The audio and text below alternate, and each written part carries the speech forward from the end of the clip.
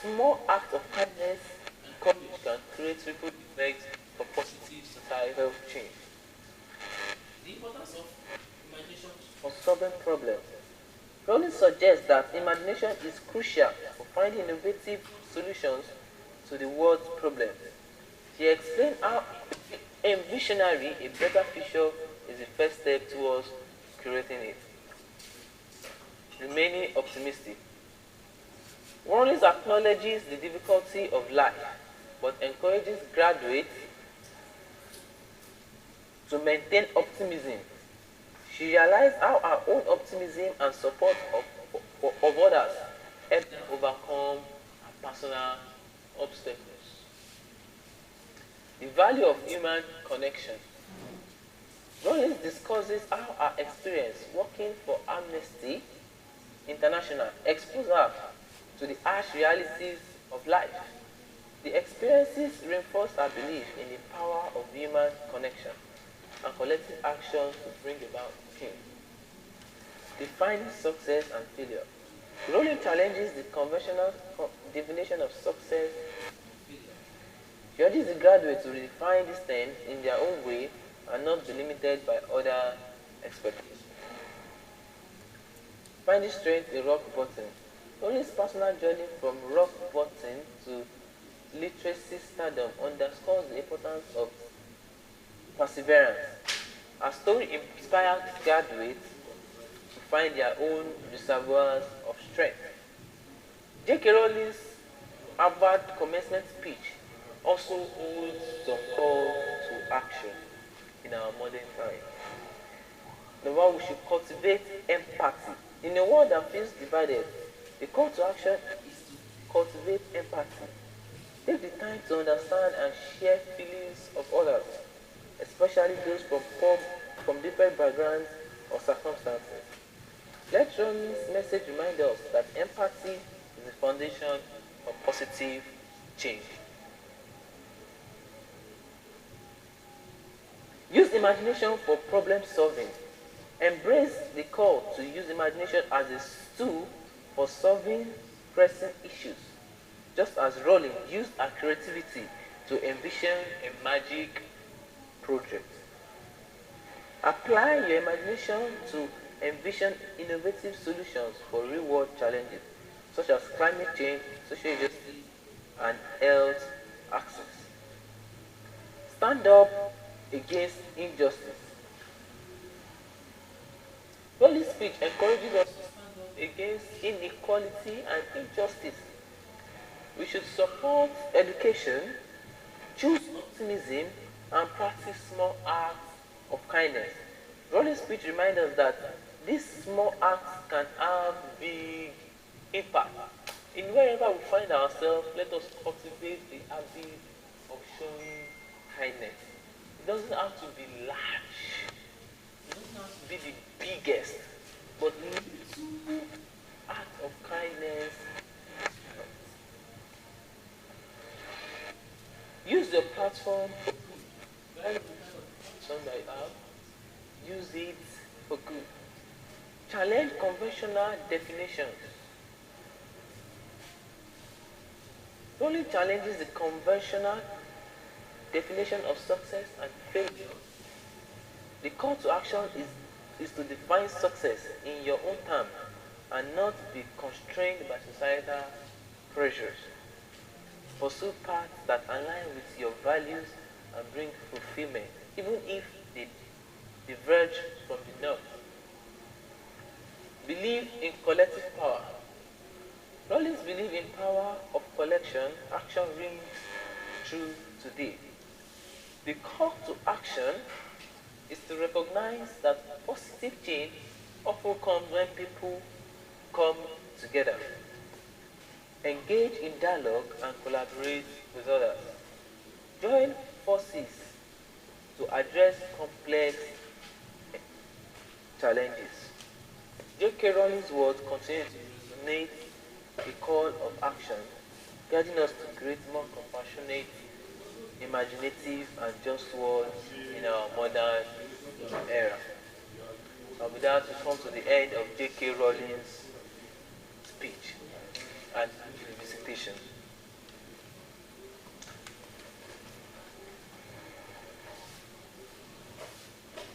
We'll be looking at, we'll be visiting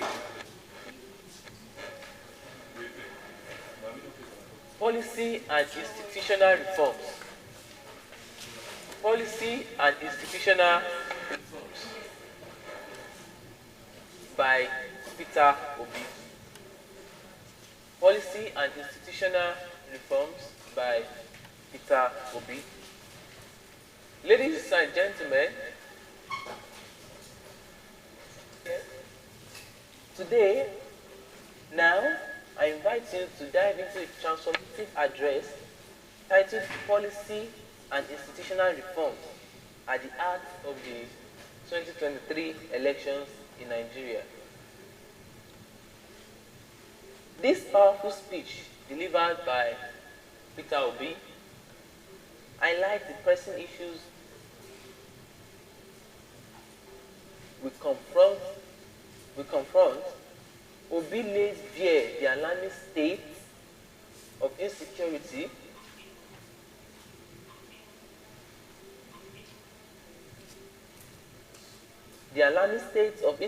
economic decline, and the leadership crisis that has engulfed our country.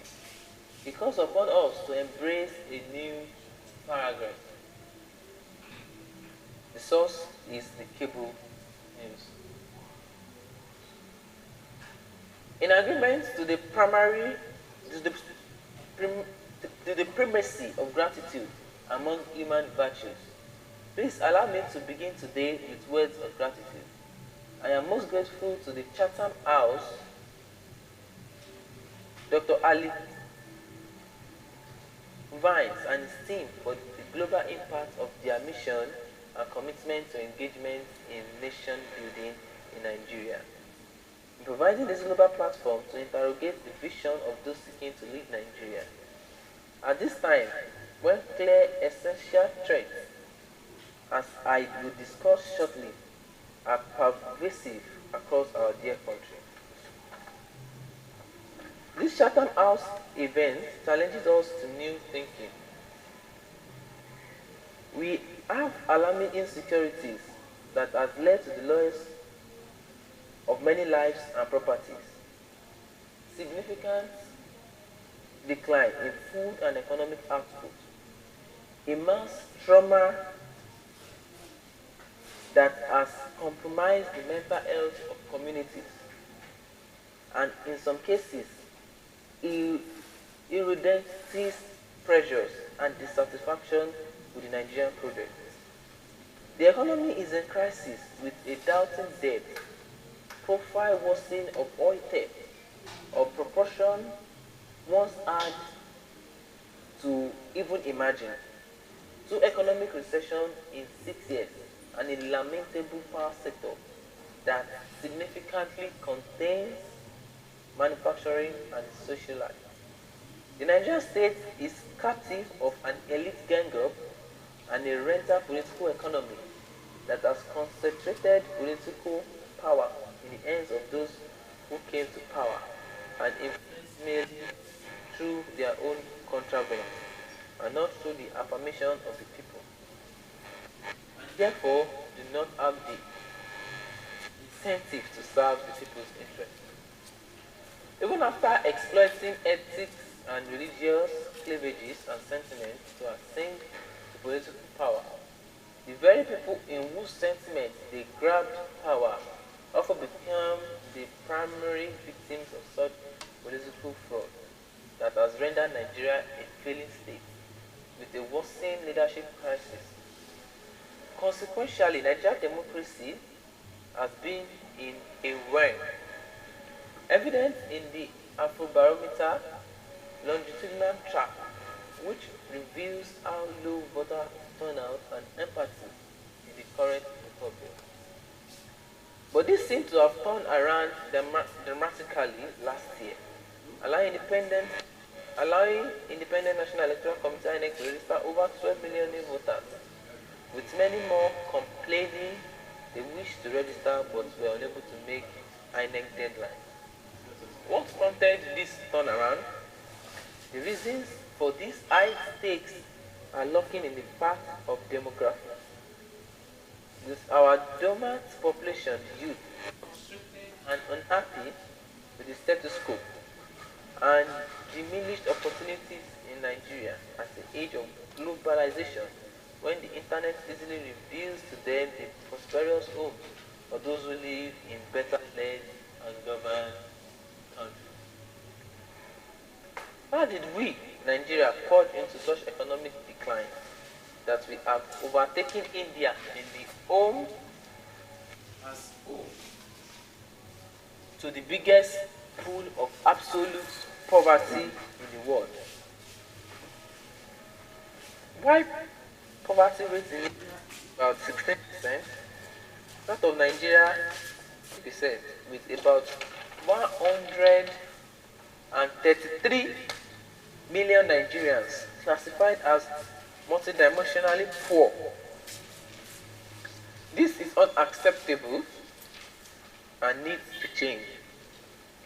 What Nigeria needs is a great escape, as the 2015 Nobel Prize winner in economics, August Dipton of Princeton University, elucidated that what separates poor and rich is attributable to health and education.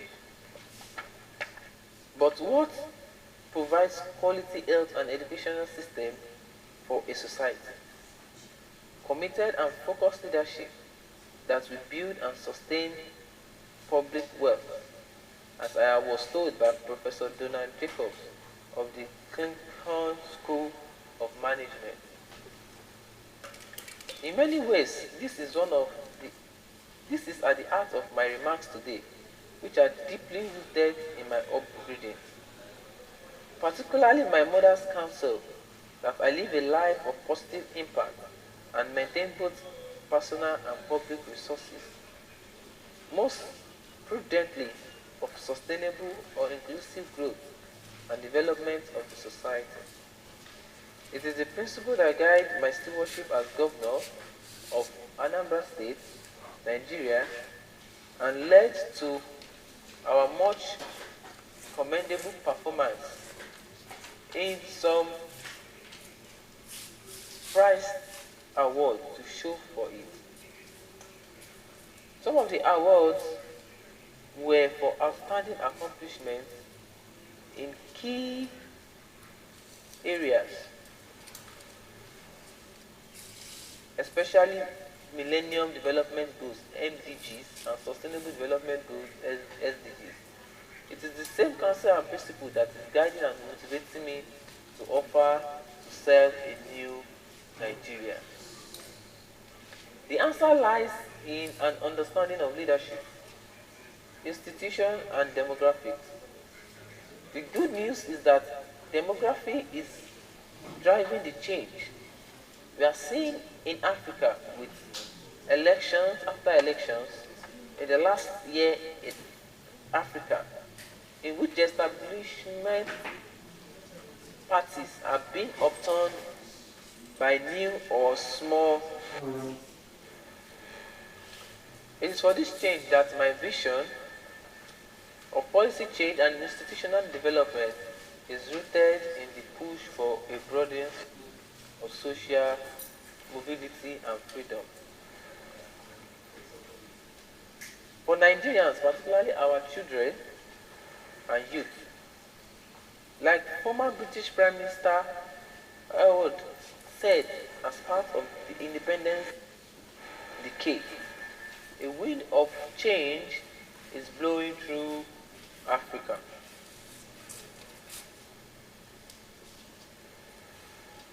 Today, a new wind of change sees the ballot box as being instrumental to changing of bad leadership. Senator Yusuf Dati Baba Ahmed, my running mate, and I are committed to a new politics that starts with the ethics of servant leaders, an anchor on the marriage of clean heart and skillful hand. We know that unless we change our politics by changing our political leadership, we are stuck with the terrible state of underdevelopment and misery. We will patriotically reform the institutions, particularly ones directly responsible for implementing government policies to make them fit for purpose. It is not to be doubted at the global scene that Nigeria is blessed with some of the most entrepreneurial youth in the world. In science, in business, in art and entertainment, we believe that what remains is to change the leadership class from predators to creators of value. From those whose wealth and power derived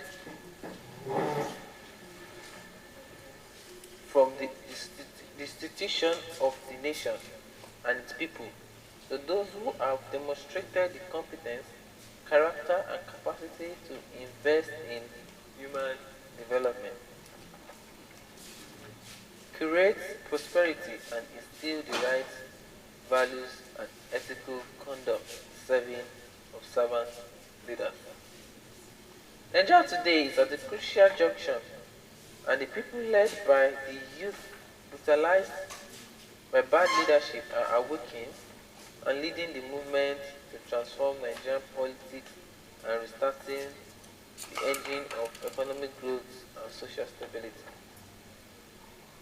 We count ourselves honored to be trusted, especially by the youth, to lead this democratic revolution, and we deeply pledge to do so with sincerity.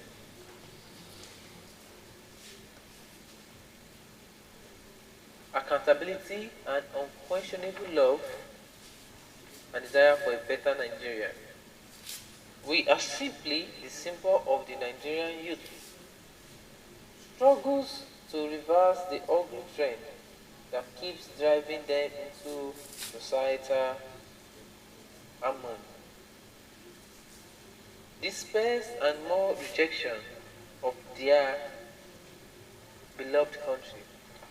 We are determined to do anything that needs to be done to rescue and lead our beloved country to prosperity, freedom, security, and peace.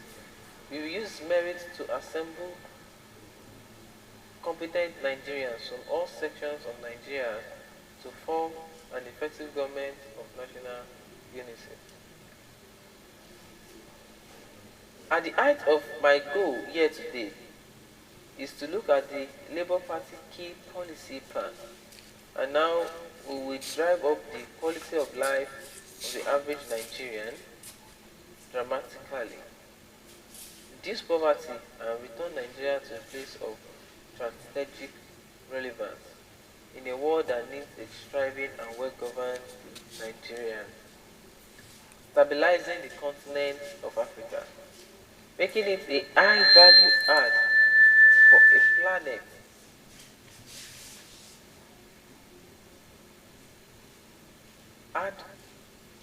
making it a high-value add for a planet is impaired by environmental challenges, terrorism, and inequality. I also plan here to speak on the institution and how the leadership we offer will facilitate the revolution of stronger institutions.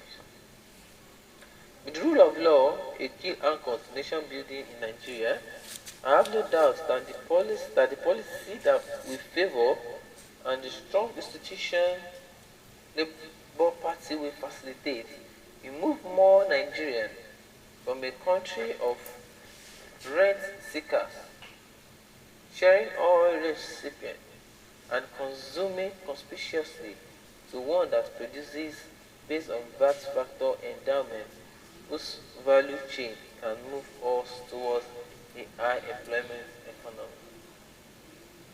We will turn our youth bridge to a demographic dividend rather than today's harvest of time bomb of violence and insecurity from the uneducated, unemployed, and marginalized. This forms the first and most important thrust of my governance priorities, without which the rest may not be achieved. To secure Nigeria and end banditry and insurgency, and unite our dear nation to manage our diversity such that no one is left behind, the growing insecurity in Nigeria is not because of the enemy is formidable, it is rather because of the lack of focused leadership, effective security governance, structure, and poor condition from the center. All this needs to be addressed by first projecting strong leadership signals that allow both state and non-state actors to be mobilized around a single vision. Then by pursuing a robust reforms of the security governance structure with a strong coordinating mechanism that assures that all levels of government, federal, state, and local level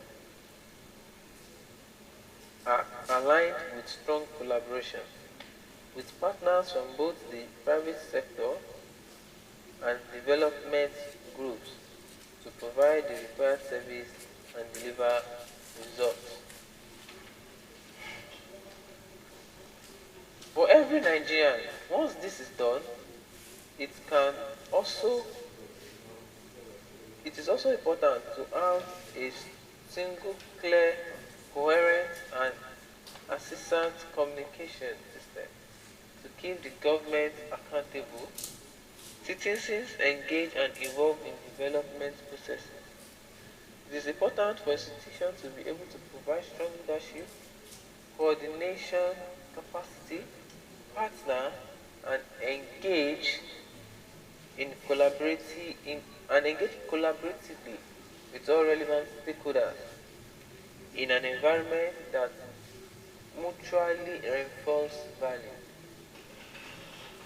Second plank of my policy thrust is to shift emphasis from consumption to production by running a production-centered economy that is driven by an agrarian revolution and export-oriented industrialization. With about 20 million hectares of arable land, we will pursue an agricultural revolution through proper segmentation of Nigeria to activate and enhance the factor endowment of different parts of the country for both rapid and mechanized agricultural development, and as a pillar of Nigerian further sectional development and industrialization, we will increase our incentive and invest in agro-cluster and industrial cluster development across our geo-resource zones, take advantage of agglomeration and scale effect, particularly in northwest, northeast, and north central regions of Nigeria. We will deroute both rivers, trees across the country for local usage, poverty elimination, and export of revenue generation. The key task is to subsequently but decisively dismantle the inefficient and anti-market extorting structures, restraining the Nigerian economy from creating the preconditions of a dynamic pro-market economy. We will employ entrepreneurial governance to dismantle in impediment to free traders and ease of doing business, and implement radical economic reforms that will drastically reduce our debt service. A major drain in our government revenue today our micro, small, and scale enterprise will be robustly supported. Further borrowing further borrowing will be strictly for productive purposes, while it will aggressively pursue the activation of all opportunities in the oil and gas value chain. We will use directed initiative scheme that will be professionally administered to adversely to diversify our non-oil exploit portfolio with the proper consideration and management of the climate change risk and opportunity. The third pillar of our governance priorities is to restructure the policy through effective legal and institutional reforms to entrench the rule of law aggressively,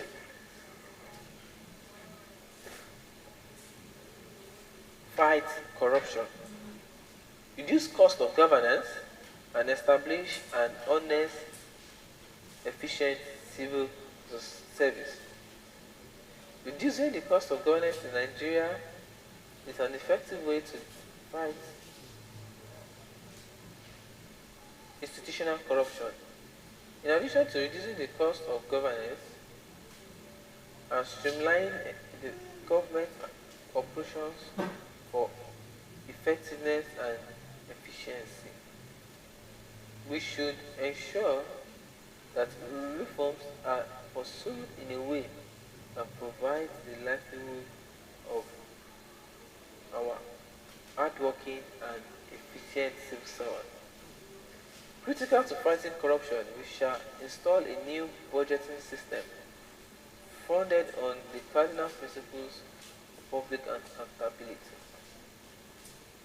Otherwise, setting and program implementation. This is against the essence of budgetary principles of revenue mobilization, expenditure, allocation, and borrowing, without emphasis on the monitoring, evaluation, and feedback. We will enforce the principle of performance, auditing, and institutionalize monitoring and evaluation process of the entire public service delivery as primary means of actualizing your nation for a new Nigeria. This vision will institutionalize the personal involvement of the President in setting budgetary objectives of MDAs and monitoring and evaluating the implementation process through the Office of Regulatory Review in the Office of the President. Project monitoring and re-evaluation capacity will be strengthened within the Presidency. We will embark on effective macroeconomic fiscal restructuring to quickly restore the fiscal viability by distorting unaffordable subsidies which have left a black hole in government finances. Fiscal monetary policies will be properly coordinated, with each deploying conventional tools, transparency issues, instead of distorting market in favor of few privileged persons. For the avoidance of doubt, we will collaborate with the Central Bank of Nigeria for the transparent liberalization of foreign exchange markets and dismantle of the opaque multi-exchange rate regime, which effectively subsidize a few privileged persons. We also continue to push the supply side rather than continue to concentrate exclusively on demand management for the foreign. When unaffordable subsidies are removed, some carefully calibrated transfer will be used to cushion the hardship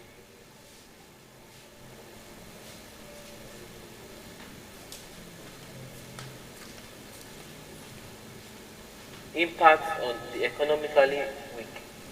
If the competitiveness of a sector is enhanced, then it will be done via enactment of transparent and scientifically targeted fiscal and trade policies designed to stimulate investment and growth. Revenue fall short and leakages such as oil theft will be dealt with decisively by holding persons in position of authority accountable.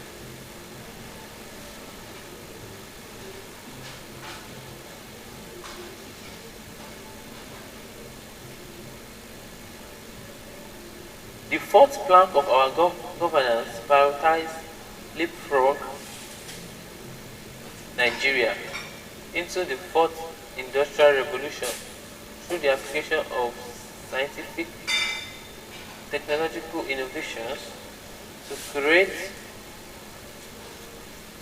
a digital economy, building on the gains of the agriculture-led manufacturing and export.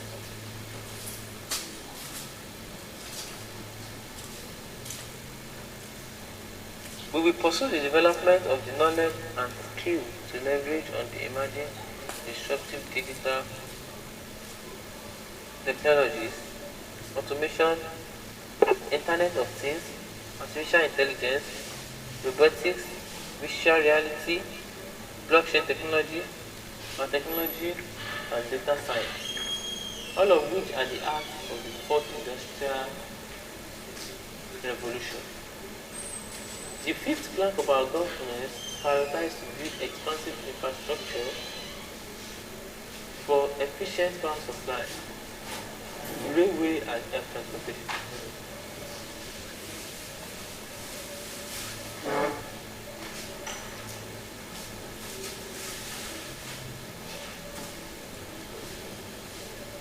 The effective plank of our governance priorities is to build expansive infrastructure for sufficient power supply, rail, road and air transportation and pipeline network through integrated public-private partnership and entrepreneurial public sector governance. Our solution to the perennial power problem in Nigeria is a comprehensive one that covers transmission, distribution, generation, and financing as detailed in our manifesto. However, we will immediately complete $2.3 billion Nigerian cement network improvement deal to achieve 7,000 megawatts of stable capacity by the end of 2023. 11,000 megawatts by 2024 and 25,000 megawatts by 2025. We will support local manufacturing capacities of power technology and encourage and expand local research and development in universities, training centers and workshops through which many jobs are created. In our fifth program is to embrace the human capital of Nigerian youth for productivity and global competitiveness. Through investment in education and research, quality healthcare and entrepreneurship education, the World Bank Capital Development Index ranks Nigeria 168 of 173 countries.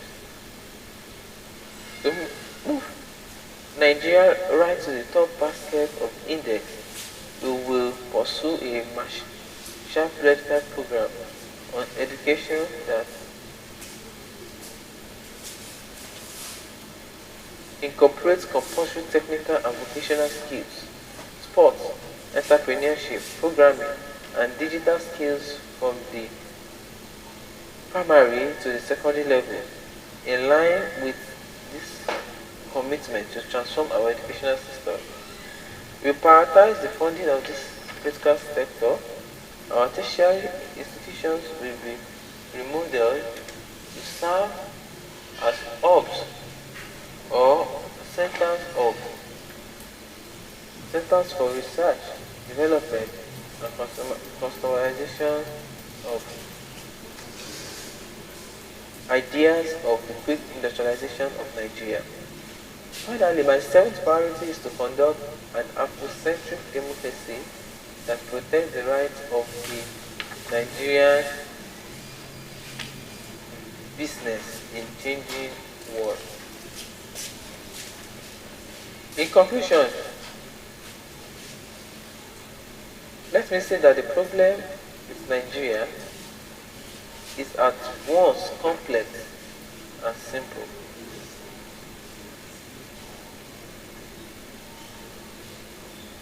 It rests on leadership, as our erudite professor Chinua Achebe stated. The trouble, in Achebe's view, there is nothing basically wrong with Nigerian character.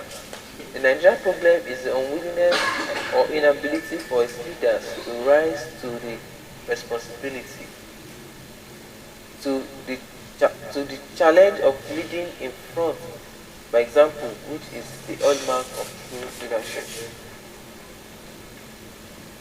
When people of competence, character, commitment, and compassion take over leadership and pursue their missions, characterized by peace, unity, and prosperity, a Christian will be achieved and sustained. So I'm doing by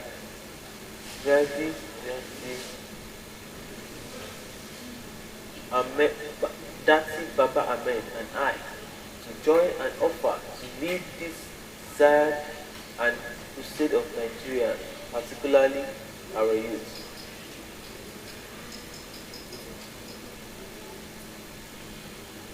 In line with my upbringing, especially my mother's counsel, my promise is that in Nigeria,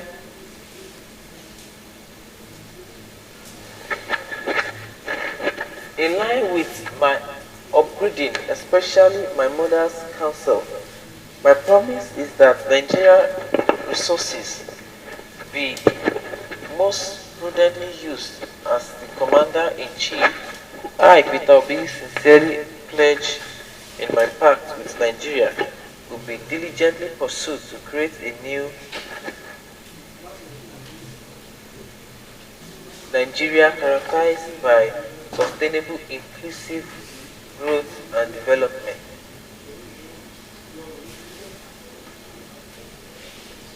So with that we end Peter Obi's speech on policy and institutional reform in Nigeria. Lessons that can be learned from this speech. Leadership is paramount. Peter Obi emphasized that the core challenge facing Nigeria is the failure of leadership. According to Peter Obi, our leadership system in Nigeria has failed. True leadership requires competence, character, commitment, and compassion. Leaders must rise to the responsibility of leading by example. According to Peter Obi, we can also learn that the alarming levels of insecurity in Nigeria, which have led to loss of life and property, to attack leadership and coordination at all government are crucial. Peter Obi advocates for a shift from the to the production-centered one.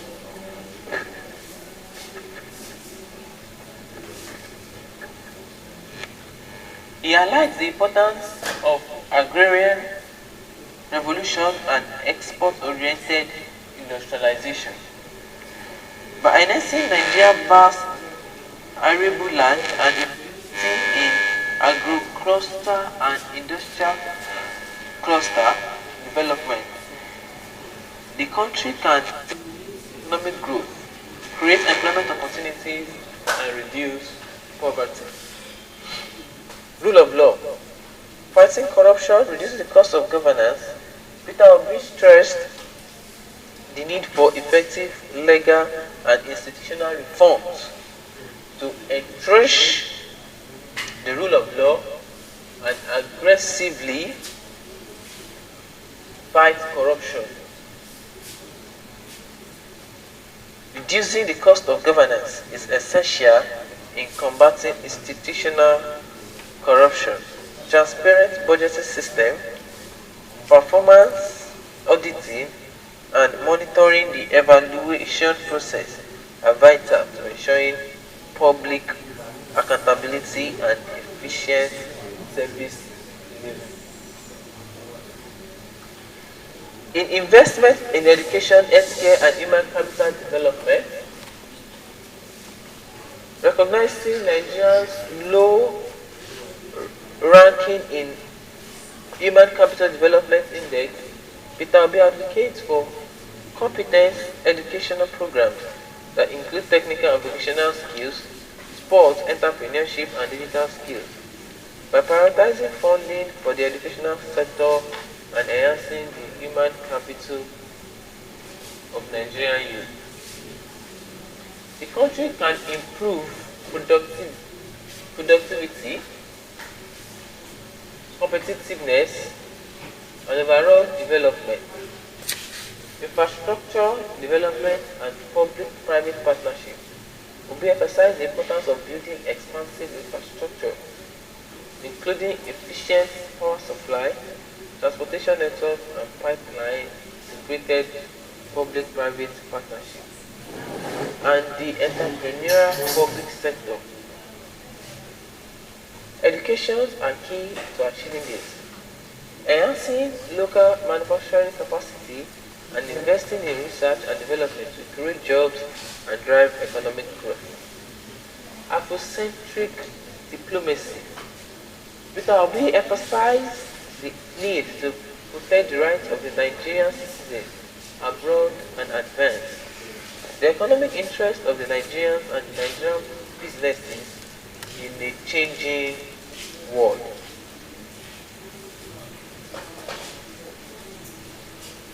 Drawing from Peter Obi's speech, the call to action for the modern day is to embrace lessons learned and work towards implementing necessary reforms in Nigeria.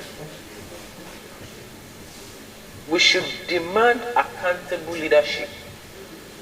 From Peter Obi, we should hold our leaders accountable for their actions and demand competence, integrity, and commitment. We should support leaders who prioritize the interests of the people and demonstrate the willingness to serve the nation squarely and selflessly. We must collaborate for security. We should recognize that addressing insecurity requires collective effort. We should advocate for the establishment of strong security governance structure that coordinates with all levels of government, engage the private sector, and collaborate with development groups to ensure effective service delivery and safeguard the lives and properties of all Nigerians.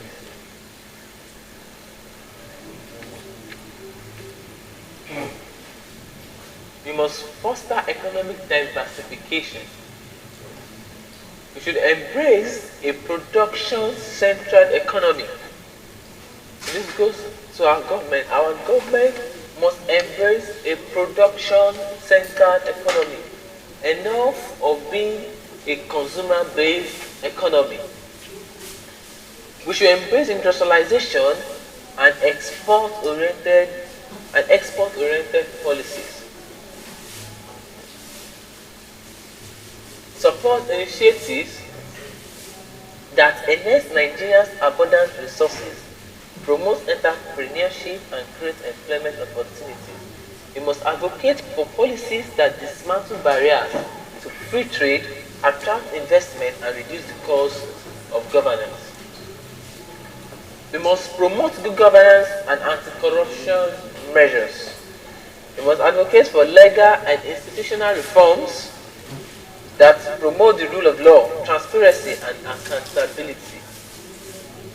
We must support initiatives that fight corruption and streamline government operations and reduce wasteful spending. We must encourage the implementation of performance auditing and monitoring an evaluation system to ensure efficient service delivery. We must invest in education. Our government must invest in education and health care. We must recognize the importance of world human capital. Demand increased investment in education, research, and skills development to ensure productivity, competitiveness, and innovation. We must advocate for accessible and quality healthcare services for all Nigerians. We must foster infrastructure development, support efforts to build efficient power supply, transportation networks, and other critical infrastructure. We must encourage private-public partnership that promotes investment, innovation, and job creation. We must advocate for sustainable and environmentally conscious infrastructure development. We must engage in diplomatic advocacy. Urge the government to prioritize the protection of Nigerian citizens abroad and advance the economic interests of Nigerians and Nigerian business globally. We must support policies and initiatives that strengthen diplomatic relations, attract investment, and promote Nigeria's positive image internationally. By actively engaging in these areas, we as individuals, civic society, and organizations, stakeholders, all the governments can play their part in driving positive change and contributing to the development and prosperity of Nigeria. Together, we can create a better future for all Nigerians. And that's on the revisitation of Mr. Peter Obi.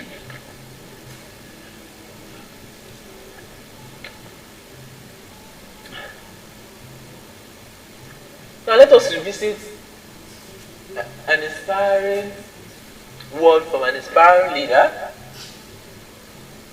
Nnamdi Azikiwe, on the speech called Respect for Human Dignity. Respect for Human Dignity by Nnamdi Azikiwe.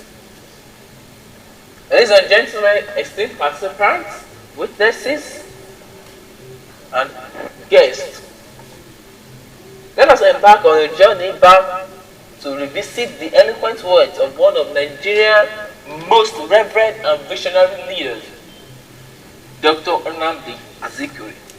As we gathered in this speech marathon, almost approaching 20 hours, it is with great pride that we dive into the profound wisdom and impassionate ideas by Dr.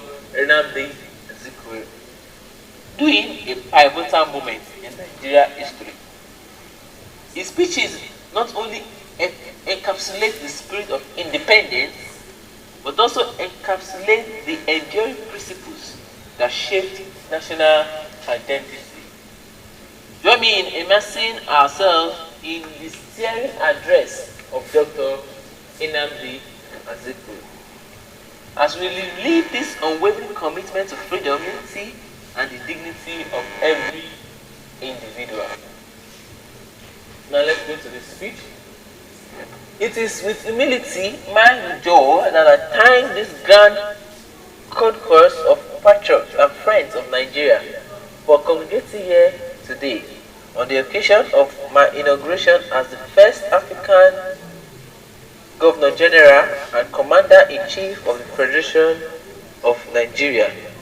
I was appointed to this post of high honor by Her Majesty Queen Elizabeth II on the advice of the Prime Minister of Nigeria to succeed my predecessor in office, that accomplished colonial administrator, Sir James Robinson. This mighty audience comprises of eminent men and women drawn from all regions of Nigeria and different parts of Africa. The United Kingdom and the United States of America. We have in this August assemblage representative of head of state, government and paramount leaders and chieftains, statesmen and politicians, nationalists and freedom fighters. University administrators and professors, trade union leaders and ex-servicemen, local government heads, civil society, mothers of public opinion, in addition to professional men and women in different walks of life, including a set group of invitees who represent various organizations which are interested in Africa and in the orderly progress of our country towards national autonomy. I'm indeed happy that I can count on such an array of well-wishers at home and abroad because of the attainment of the political independence by our country involved complications which are both natural and international.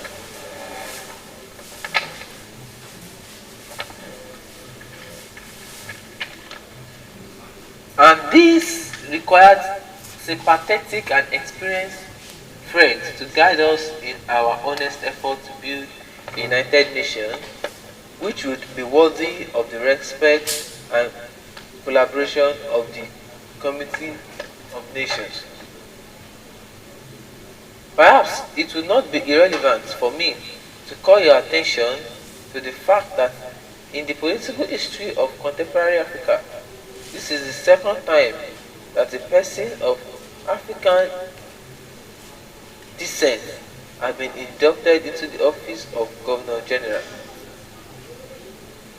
The first occasion was in November 1940 when General Charles Gall appointed Felix Ebre, a native of Kayan, former Guinean in Caribbean, to be Governor General of former French Equatorial Guinea, which has now evolved into the Republic of Chad. The Republic of Chad, Gabon, Brazil, Congo, and the Central African Republic. In the history of our nation, this is the second time that a person of African descent had the distinction to assume gubernatorial post. In 8th of July 1960, Sir Ade Soji Aderemi, the Oni of Ife, was sworn in as governor of the Western Nigeria. Today, I have had the privilege and the honor of being sworn in as the first indigenous Governor General of the sovereign state of Nigeria. It is a distinction to assume such high office because during my colonial era, governorship was an instrument of absolute authority, but now it has become an instrument of constitutional authority.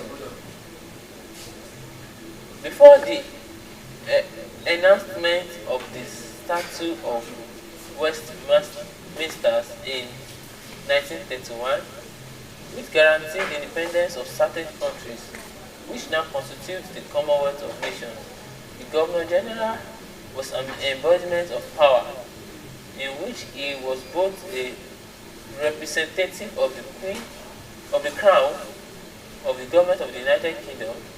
He also played active role in the government of his territory by exercising initiative on a number of issues and an executive and administrative nature.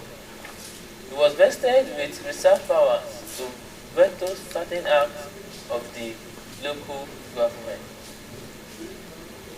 The statute introduced a new element of constitutional importance When the Governor General ceased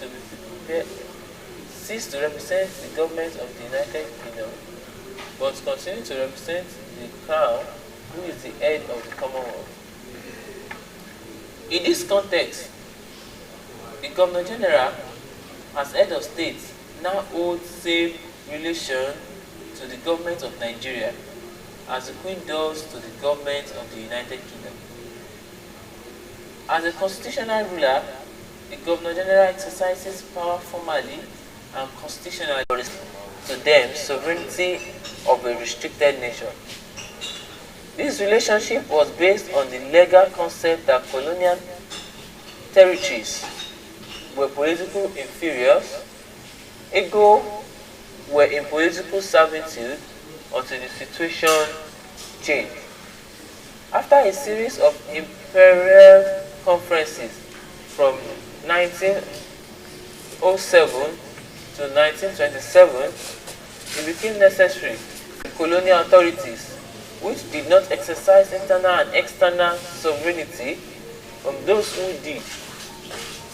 Those territories which exercise responsible government internally and externally, either